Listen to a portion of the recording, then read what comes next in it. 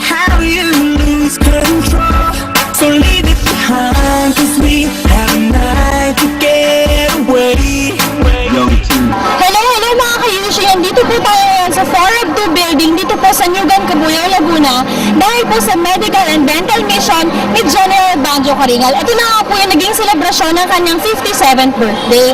May mga kasama po tayo. Hello ate, ano pong pangalan nyo? Ako po si Mercy, andito kami sa medical mission ni General Caringal para po kami magpa-medical. Kayo po?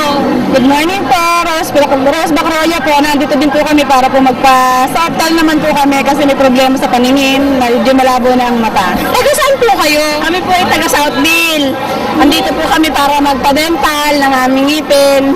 Ano po ang masasabi nyo? Kamusta naman po yung medical and dental mission dito? Okay po, so, napakaganda po na kanilang proseso dito at saka masikaso po talaga ang mga coordinator dito.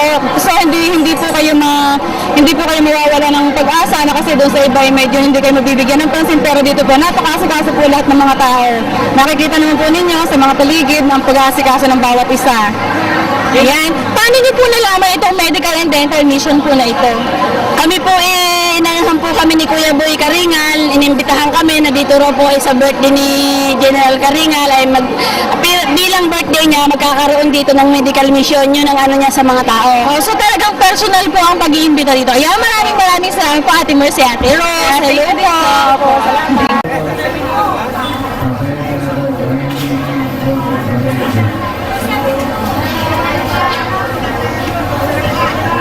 Makikira po, makikiraan.